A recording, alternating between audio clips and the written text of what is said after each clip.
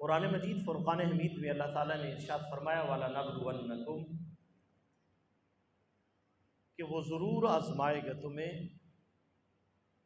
बिशैइन मिनल खौफ वल जूअ व नक़्सिम मिनल अम्वाल,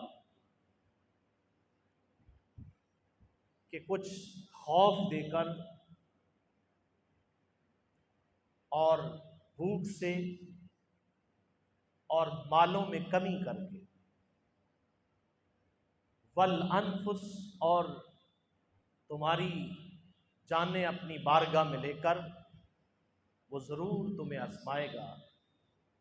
व बश्शिर साबिरीन, और जो इन तमाम आजमाइशों पर बंदा खुश रहा तो अल्लाह फरमाता है कि उनके लिए अल्लाह की तरफ से खुशखबरी है सब्र करने वालों की।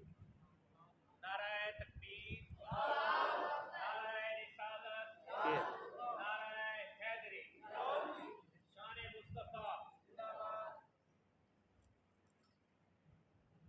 यहाँ चार तकरीबन चीज़ें जमा हैं। अल्लाह ताला ने किसी को आजमाया खौफ से, किसी को आजमाया भूख से, और किसी को आजमाया मालों में कमी करके, तो किसी को आजमाया उसकी जानें लेकर, उसके ख़ानदान की, उसके बेटों की, उसके अजीज़ो अकारब की जानें लेकर आजमाया। लेकिन सैयदना इमाम हुसैन अलैहिस्सलाम की ज़ात गिरामी वो ज़ात है कि आपको सिर्फ एक चीज़ से या दो से नहीं आजमाया, बल्कि जितनी चीज़ें अल्लाह ताला ने ये बयान फरमाई ये सारी चीज़ें मैदान करबला में जमा थी। खौफ भी था और भूख भी थी। आपको इल्म है कि 7 तारीख को आप पर पानी बंद कर दिया गया था और खाने पीने की अशिया फिर कहाँ से आनी थी। ये सारा जो निज़ाम रसद था, ये खाने पीने का निज़ाम, इसको बैन कर दिया। ताकि बैन करने का मकसद क्या था? एक कि मजबूर होकर ये हमारी बैत कर लेंगे, ये मजबूर होकर जो हमारा निज़ाम है, सिस्टम है, उसमें ये दाखिल हो जाएंगे। लेकिन ये तो इमाम हुसैन थे कि जिन्होंने अफलास को, भूख को और इनकी तमाम जो कुछ उन्होंने ये बैन किया उसको बर्दाश्त किया और अपनी जान को अल्लाह की राह में कुर्बान कर दिया। और यहाँ मालों में कमी करके जाहिर है कि जब बंदा मैदान जंग में होता है तो मैदान जंग में जब ज़ाहरी तौर पर आपको शहीद किया तो जितना थोड़ा बहुत आपके साथ साजो सामान था, खैमों को भी जला दिया गया, उन पर भी कुछ चीज़ों पर कब्जा कर लिया गया, आपके जो जानवर थे, घोड़े थे, उनको भी अपने कंट्रोल में कर लिया। तो ये मालों में भी कमी हो गई।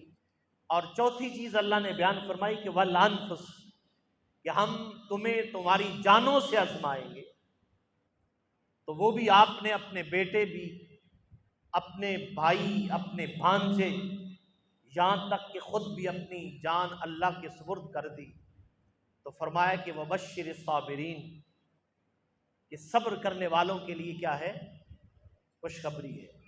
मैंने पहले एक दिन ये बयान किया था कि हुसैनियत और यजीदियत, हुसैनी कौन होता है और यजीदी कौन होता है? और इसमें बड़ा अहम सवाल पिछले जुमातुल मुबारक पर मैंने उठाया था। वक्त की कमी के पेश नज़र इसको तफसील से बयान नहीं किया जा सका। उसमें यह कि इमाम हुसैन अलैहिस्सलाम जब मदीना तैयबा से निकले तो उस वक्त ना तो अली अकबर के गले पे तलवार लगी थी, ना हजरत अली असगर के गले पर तीर मारा गया था, और ना आप पर पानी बंद किया। ये जो मैदान करबला के वाकयात हैं, इनमें से कुछ भी नहीं हुआ। तो फिर क्या वजह है कि इमाम हुसैन यजीद के मुकाबले में निकले, वो क्या वजह थी? असल तो बात यह है, आज जो 9 मुहर्रम को 10 मुहर्रम को जो चीज बयान की जाती है ना, वो तो दास्ताने करबला बयान की जाती है। वो आप पर जो गम के मुसीबत के पहाड़ टूटे थे, ये हम तो उनको बयान करते हैं, लेकिन असल हकीकत जो है वो साइड पे रह जाती है। वो ये था कि ये तो दास्ताने हैं करबला की। सोचना यह है कि इमाम हुसैन का जो मिशन था वो मिशन क्या है? इमाम हुसैन का मिशन वो किस लिए निकले थे? तो उस वक्त जो मैंने ये चीजें बयान की एक भी नहीं थी। इसका मतलब ये हुआ कि आज हमने इमाम हुसैन के जो असल मिशन था उसको छोड़ दिया। हुसैनियत किसे कहते हैं? हुसैनियत का मतलब होता है कि इस्लाम के उस शियार को बचाना, इस्लामी कवानीन पर अमल करना और दुनिया में इस्लामी कवानीन, निज़ाम मुस्तफ़ा सल्लल्लाहु अलैहि वसल्लम और कुरान और सुन्नत का जो निज़ाम है उसको हुकूमत पर राइज करना, इसे हुसैनियत कहते हैं। और आज हर बंदा, हर हुक्मरान और हर आदमी अगर अपने अंदर झांक कर देखे तो अगर ये देखा जाए कि अंदर 2 कुव्वतें, तवज्जो फरमानी, कितनी कुव्वतें हैं? 2। इंसान के अंदर 2 कुव्वतें हैं जो हर वक्त जंग लड़ती हैं। उन 2 कुव्वतों में एक रहमान की कुव्वत है और दूसरा शैतान की कुव्वत, जिसे खैर और शर कहा जाता है। इंसान के अंदर खैर भी है और इंसान के अंदर शर भी है। इंसान के अंदर फिरौन भी है, इंसान के अंदर मूसा भी है, इंसान के अंदर अबू जहल भी है, तो इंसान के अंदर मोहम्मद भी है, अल्लाह भी है तो शैतान भी है। इंसान के अंदर हुसैन भी है तो इंसान के अंदर यजीद भी है। तवज्जो है? आपने कभी खुद मुशाहिदा किया होगा, खुद तजर्बा किया होगा। अगर आप कहीं बाजार में बैठे हैं, किसी चौराहे पे बैठे हैं, दुकान पे बैठे हैं, किसी चौक में बैठे हैं, तो अल्लाह की तरफ से एक आवाज आपके कानों में आती, अल्लाह अकबर। मुअज्जिन ने अज़ान दी, अल्लाह अकबर, और फिर उसने कहा कि हय्या अलल सलाह, कि आओ नमाज की तरफ, हय्या अलल फलाह, आओ कामयाबी की तरफ, आओ कामरानी की तरफ। लेकिन बंदा दुकान पे बैठा है, बंदा चौक पे बैठा है, अंदर जंग शुरू हो चुकी है। हुसैनियत कहती है कि ये सारा कुछ छोड़कर मस्जिद में जाओ। यजीदियत कहती है कि कोई बात नहीं, ये बड़ी दिलचस्प गुफ्तगू जारी है, इसको छोड़कर कहाँ जाना है।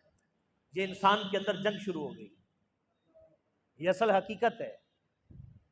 और अगर यजीदी सोच क्या है? यजीदी सोच यह है कि अपनी मर्जी करना, अपनी मर्जी का निजाम लागू करना, अपनी ख्वाहिशात के मुताबिक चलना, ये असल में यजीद है। और इस्लामी कवानीन के मुताबिक चलना, कुरान और सुन्नत के मुताबिक चलना, रसूलुल्लाह के लाए हुए निजाम के मुताबिक चलना, ये हुसैनियत है। वरना यजीद ने इमाम हुसैन को ज़ाहरी तौर पर, ज़ाती तौर पर उस वक्त क्या कहा था? जब मरवान बिन हकम ने ये यजीद की बैत के लिए बुलाया था, तो इमाम हुसैन ने क्या फरमाया था? इमाम हुसैन ने फरमाया था, वो फासिक है, वो फाजिर है, वो जालिम है, वो जाबिर है, वो फिरौन है, और वो इस्लाम से हटकर बात करता है। शायर इस्लाम को उसने पामाल कर दिया, और जो रसूलुल्लाह के निजाम पे अमल करने वाले होते हैं वो ऐसे लोगों के हाथ में हाथ नहीं देते। अगर आज मैंने इसको तस्लीम कर लिया तो कल कौन रहेगा? सब यही मिसाल दे देंगे, इमाम हुसैन ने भी तो यजीद के हाथ पर बैत कर ली थी, क्या मिसाल बाकी रहेगी? फरमाया कि ये पाकीज़ा हाथ, ये पाकीज़ा जिस्म, ये पाकीज़ा रूह, ये उस तरफ नहीं जा सकती कि जहां नजासत ही नजासत है, नापाकी ही नापाकी है। अब ये इमाम हुसैन है, ये हुसैनियत है। जब ये हुसैनियत है तो अब ये जंग हमारे अंदर भी मौजूद है। भाई याद रखिए, तवज्जो तवज्जो है, परेशान नहीं होना बात सुनकर, ये हकीकत है। मैदाने करबला की दास्तानें तो उलमा मुहर्रम में सुनाते हैं ना, वो तो साल के बाद आता है। वाक़या करबला जो था वो तो हो चुका, वो तो एक बार रूनमा हुआ, वो हो गया। अब हर साल वाक़या करबला की याद को ताजा किया जाता है। लेकिन अगर समझा जाए कि मोमिन के अंदर तो हर वक्त ही मैदान करबला लगा हुआ है, वो अंदर तो मैदान करबला हर वक्त लगा हुआ है। यजीद था, अगर गुजरता है तो उसकी निगाह अगर किसी की इज्जत पे पड़ गई है तो उनको कोई परवाह नहीं है। ये यजीदियत है। और दूसरों की बेटियों की इस्मत की हिफाजत करना, ये हुसैनियत है। इसे हुसैनियत कहते हैं। नमाज का वक्त हुआ तो अल्लाह की बारगाह में उसके अहकाम को बजा लाते हुए हाजिर हो जाना, ये हुसैनियत है। और अजान सुनकर नमाजों की परवाह न करना और शायर इस्लाम का मजाक उड़ाते रहना, ये यजीदियत है। क्या ये अंदर जंग नहीं जारी रहती? सुबह बंदा सोया है, सुबह के वक्त अगर आंख खुली है तो दो ख्यालात पैदा हो गए फौरन। एक ख्याल कहता है सुबह नमाज फजर का वक्त उठो, दूसरा ख्याल कहता है चादर तान के सो गया बंदा, खींच के ऊपर तान ली, सो गया। वो थपकियां देता है शैतान नफ्स के सो जा, उसको नींद बड़ी प्यारी है। तो दूसरा ख्याल कहता है कि नहीं, ये तेरे लिए अच्छा नहीं है, इसको छोड़कर नमाज फजर में जमात के साथ हाजिर हो जा। अब जंग जारी है। अब जो हावी हो गया, जो ख्याल हावी हो गया, वो जीत गया, वो जीत गया। अगर शैतान के ख्याल पर अमल किया तो इसका मतलब फतह किसको हो गई है? शैतान को। और अगर रहमान का ख्याल जो रहमान की तरफ से आया वो नहीं माना, तो फिर इंसान को अगर मुलामत करने का भी यह ख्याल ना हो, रहमान के रास्ते की तरफ जाने का ख्याल ना हो, तो पता चला कि अंदर यजीदियत की भी जंग जारी है, हुसैनियत की जंग जारी है। अब किस चीज पे अमल करना है इंसान ने? ये उन ख्यालात पे। और बात याद रखें कि अमल से जिंदगी बनती है, अमल से जिंदगी बनती है, जन्नत भी जहन्नम भी। ये खाकी अपनी फितरत में ना नूरी है ना नारी। अब यह है कि हमारी आंखों में जब दास्ताने करबला सुनते हैं, उस मोहब्बत से, वो प्यार से, वो जो जुल्म की दास्तान सुनते हैं, तो दिल के अंदर नरम गोशा पैदा होता है, आंखों में आंसू जारी होते हैं कि इतना जुल्म और सितम किया था। ये तो दास्तान सुनी है ना, ये तो दास्तान सुनी है, तो सुनकर आंख में आंसू आए हैं। एक वो है कि जिसने मैदान करबला में अमली तौर पर जामे शहादत नोश कर लिया। अब सवाल पैदा ये होता है कि हर साल दास्तान सुनकर रोते ही रहना है या कभी किरदार भी अदा करना है? अगर सारी जिंदगी रोते रहना है, इसका नाम हुसैनियत नहीं है। मैदान करबला सजाकर किरदार अदा करना, इसे हुसैनियत कहते हैं। और क़यामत के दिन इसी के बारे में पूछा जाए। और आपने भी कभी देखा है कि बंदा आ रहा हो ना, कोई बंदा है तो उसको कहता है ये तो बड़ा फिरौन है, ऐसे होता है ना, ये बड़ा फिरौन है। उसको फिरौन क्यों कहा? फिरौन क्यों कहा? इसलिए कि फिरौन का हमारे यहाँ माना यह कि यह बड़ा मुतकब्बिर है, यह बड़ा जालिम आदमी है, और इसके अंदर कोई रहम की, कोई नरम गोशा रहम का इसके दिल में नहीं है। इसलिए हम हुक्मरानों को फिरौन कहते हैं, और जो जालिम आदमी है उसको बंदा फिरौन कहता है। और जो जुल्म और सितम करता है और शायर इस्लाम से हट जाता है, उसको बाज़ औक़ात लोग यजीदी भी कहते हैं कि ये यजीदी टोला है, ये बातिल पे बरकरार है, इनको हक की कोई परवाह नहीं है। तो इसका मतलब है कि हम फिरौन कहते हैं ऐसे लोगों को जो मुतकब्बिर होते हैं और जिनके दिलों के अंदर नरम गोशा नहीं होता, उनको हम फिरौन कहते हैं। तो इसका मतलब है कि फिरौन का मद्दे मुकाबिल कौन है? फिरौन का मद्दे मुकाबिल तो मूसा था। तो फिर अंदर मूसा भी है तो अंदर फिरौन भी है, अंदर हुसैन भी है तो अंदर यजीद भी है, अंदर रहमान भी है तो अंदर शैतान भी है, और अंदर अबू जहल भी है तो अंदर मोहम्मद भी है। और ये तो अपने अपने नसीब की बात है कि ये अंदर की जंग कौन जीतता है। और तवज्जो फरमाएंगे, इस पर मैं मजीद दलाइल देता हूँ। मेरे आका एक जंग से वापस आए, जंग हो गई, जंग होकर जब घरों को वापस लौटने लगे तो आका ने इरशाद फरमाया, रजा अना जिहादिल असगर इला जिहादिल अकबर। मेरे आका ने फरमाया, ये जो अब सामने लाशें पड़ी हुई हैं, जामे शहादत नोश कर लिया, आका ने फरमाया रजा अना जिहादिल असगर, ये जो हमने जिहाद किया ये जिहाद असगर है, अब हम लौट रहे हैं इला जिहादिल अकबर, जिहाद अकबर की तरफ, बड़े जिहाद की तरफ लौट रहे हैं। सहाबा ने अर्ज किया, या रसूल अल्लाह इससे बड़ा भी जिहाद है? मेरे आका ने फरमाया, इससे बड़ा जिहाद अपने अंदर नफ्स के साथ जिहाद करना, अपने अंदर उस बातल की आवाज से, उस यजीद की आवाज से लड़ना जो है, मेरे आका ने फरमाया ये सबसे बड़ा जिहाद है, ये जिहाद अकबर है। अब देखिए, तवज्जो फरमाएंगे, जैसी सोच होगी, जैसी फिक्र होगी, वैसा क्या होगा? किरदार, वैसा ही किरदार होगा ना। अब ये बात भी आपको बताऊं कि ये बाज उलमा या हमारे नकीब या नाथ हजरात, ये तो हमें बड़ी जल्दी जन्नत में पहुंचा देते हैं, बड़ी जल्दी जन्नत मिल जाती है, लेकिन अल्लाह फरमाता है कि क्या हमने बड़ों को आजमाया और बड़े बड़े अकाबरीन को, अंबिया को, औलिया को आजमाया, तो फिर जो साबित कदम रहा हमने उनको जन्नत अता फरमाई, क्या तुम्हें यूं ही जन्नत में दाखिल कर दिया जाएगा? बगैर किरदार के, बगैर अमल के और अल्लाह की बारगाह में बगैर हाजिरी के तुम्हें यूं ही जन्नत में दाखिल कर दिया जाएगा? इंसान कहां भूले में पड़ा है? क्या हुसैनी बनना कोई आसान बात है? अपने आप को हुसैनी कहना ये कोई आसान बात है? अब कोई मुख्तलिफ रंगों के कपड़े पहन ले और कपड़े पहन के एक दिन मना ले, या कोई और भी सुन्नी उलमा है या सुन्नी अवाम है, तो वो एक दिन मना के कहे कि आंखों में आंसू बहा के कहे कि हम हुसैनी हैं। हुसैन ऐसे नहीं बनता, गर्दन कटाने से हुसैन बनता है।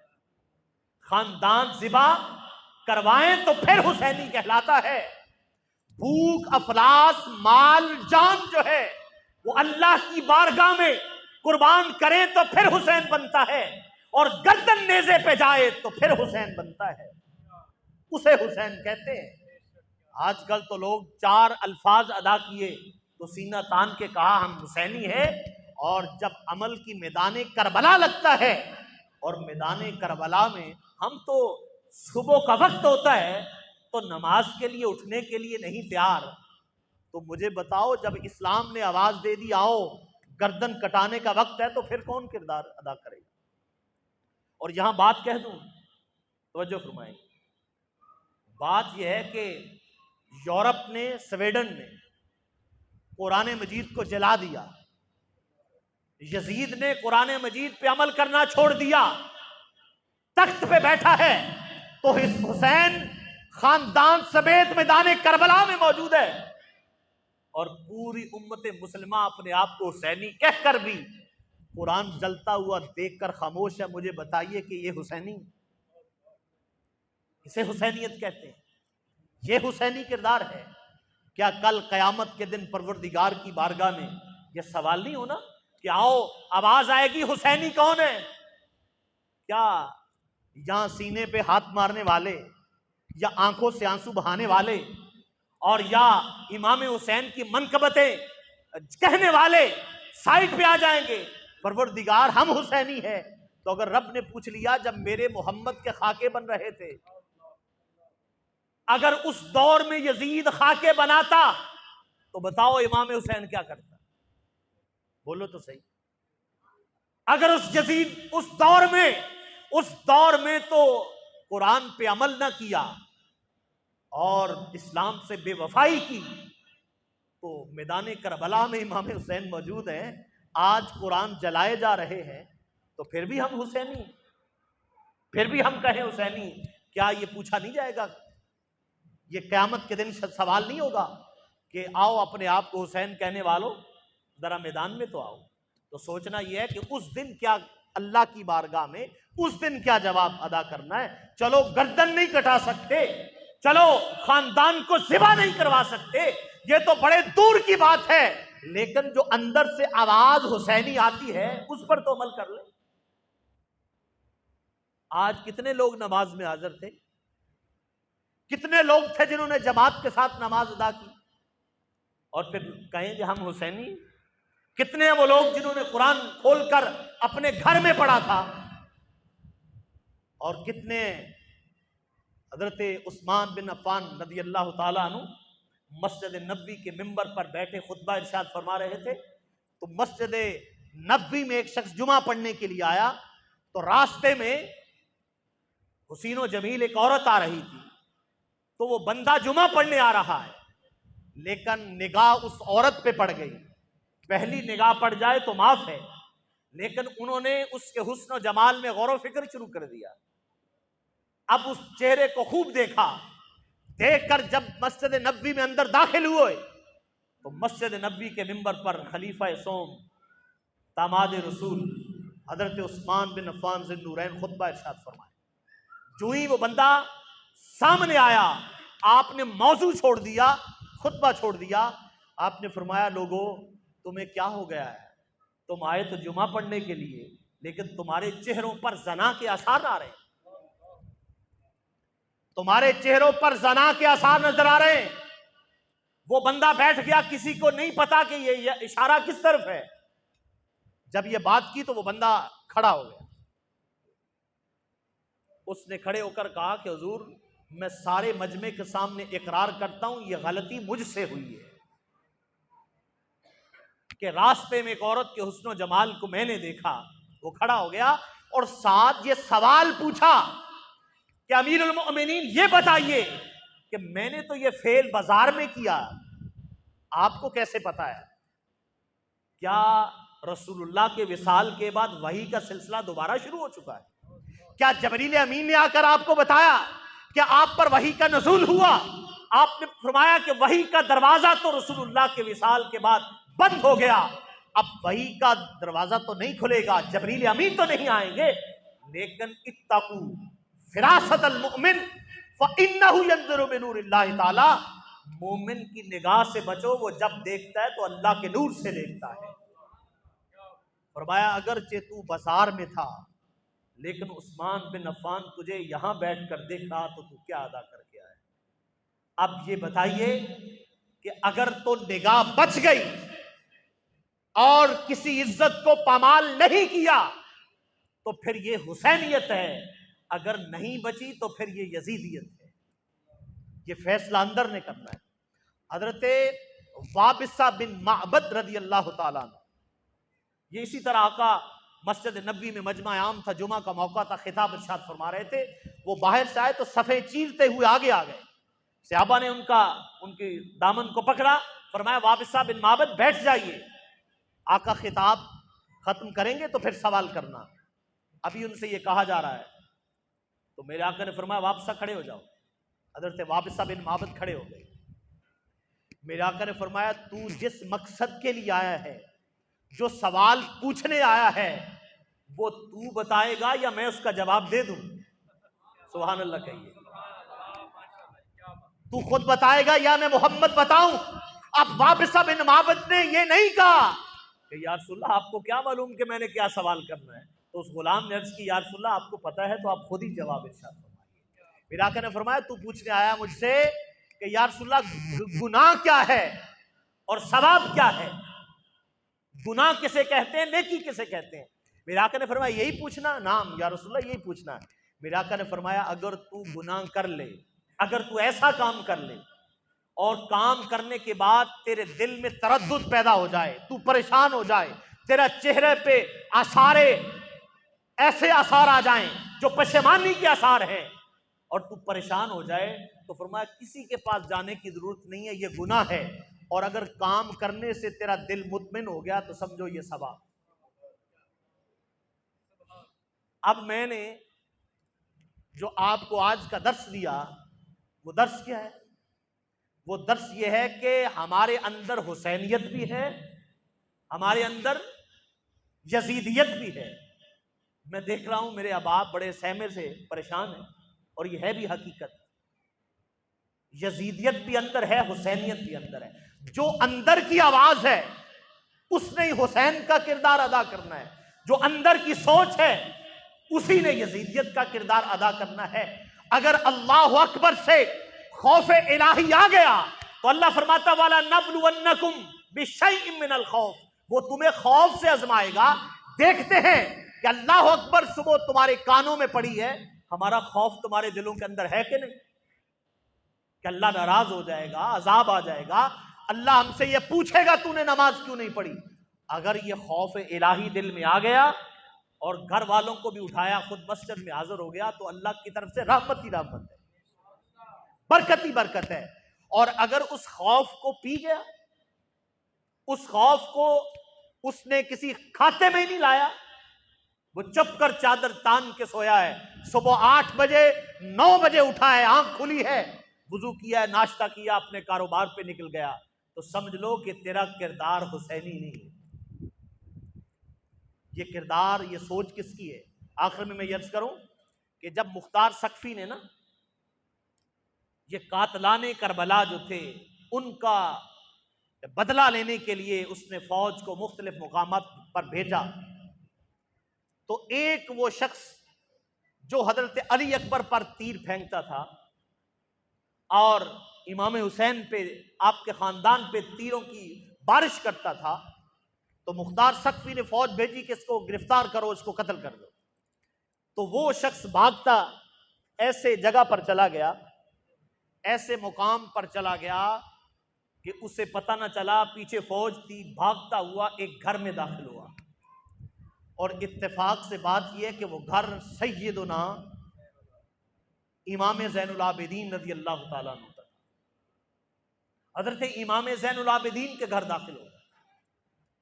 इमाम साहब ने पूछा कैसे आना हुआ? उसने अपना मुद्दा बयान किया। आपने उसको एक कमरे में बिठाया, उसको पानी पिलाया, पानी पिलाकर पूछा भूख लगी है? उसने कहा जी मुझे भूख लगी। आपने खाना पेश किया। अच्छा मुझे बताओ खाना किन्होंने बनाया होगा? वही सैयदजादियां जिन्होंने मैदान करबला में ये सारा कुछ देखा। और सामने कौन खड़ा है? हजरत सैयदना इमाम ज़ैनुल आबिदीन। खाना पेश किया, फिर दोपहर हो गई, शाम होगी, हत्ता के 3 दिन तक वो इमाम ज़ैनुल आबिदीन का मेहमान बना रहा। आपने खातर तवाज़े किया, अच्छा बिस्तर दिया, अच्छा किया।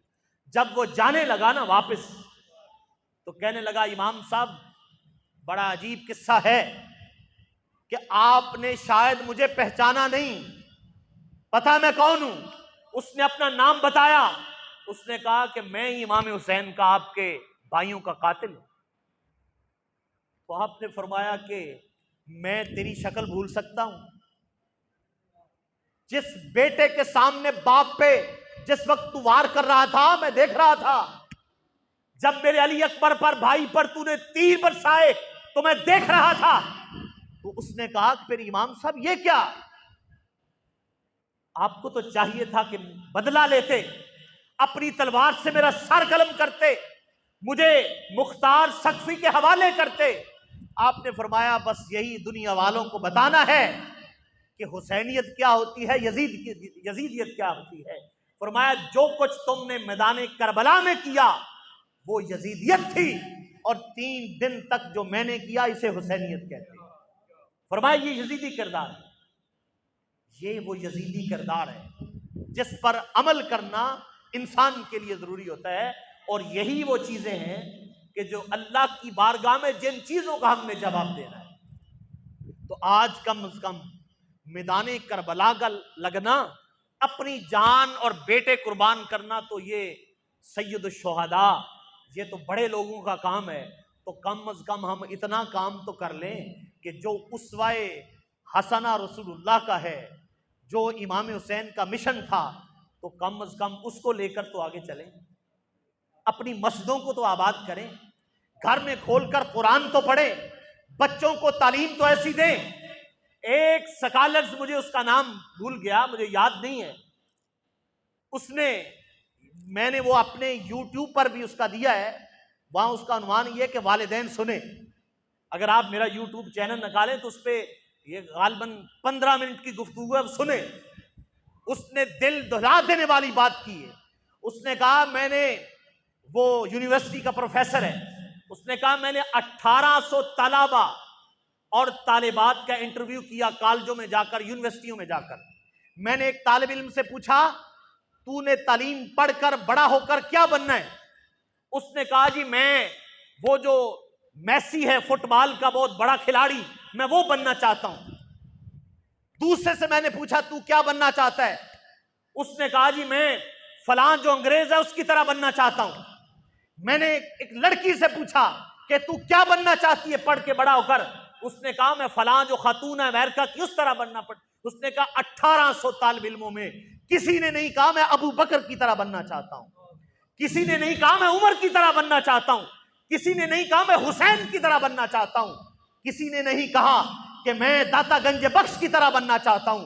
जिसने भी कहा मैं अंग्रेज की तरह, किसी ने कहा मैं मैसी की तरह, किसी ने कहा मैं फलां अदाकार की तरह बनना। उसने कहा, एक छोटी सी बच्ची एक पार्क में खेल रही थी, मैंने उसके सामने माइक किया, मैंने कहा, बेटा क्या बनना चाहती हो? उसने कहा, मैं हजरत फातिमा की तरह बनना चाहता हूं। उसने कहा, 1800 में से एक बच्ची ने कहा, अपने घरों की खबर लो, पता करो नौजवान नस्ल की क्या तरबियत की है। आज इमाम हुसैन का नाम लेकर हम रोते हैं। कभी बेटे को भी बताया, कभी बेटी को बताया कि मैदान करबला में हजरत शहरबानो का किरदार क्या था, मैदान करबला में हजरत ज़ैनब का किरदार क्या था, इन सैयदजादियों का मैदान करबला में किरदार क्या था। अगर अपनी बेटियों को ये नहीं बताया तो बेटी जरूर कहेगी मैं फलां की तरह बननी चाहती हूं। अगर उसको ये सीरत करबला का पता हो तो वो जरूर कहेगी मैं हजरत ज़ैनब की तरह बननी चाहती हूं। बेटा जरूर कहेगा मैं इमाम ज़ैनुल आबिदीन की तरह बनना चाहता हूं। अगर कहता है मैं फलां प्रोफेसर बनना चाहता हूं, मैं फलां डॉक्टर बनना चाहता हूं, मैं बड़ा ओहदा लेकर बनना चाहता हूं, इसका मतलब यह है कि उसने अपनी जात को तो देख लिया लेकिन उसने इस्लाम को ना देखा। बंदा वही है कि जो अपने लिए नहीं जीता, जो दूसरों के लिए जीता। इसका नाम हुसैनियत। ये हकीकत है, ये हुसैनियत और यजीदियत है। अल्लाह हमें इमाम हुसैन की सीरत पे और उस्वा रसूल पे अमल करने की तौफीक अता फरमाए।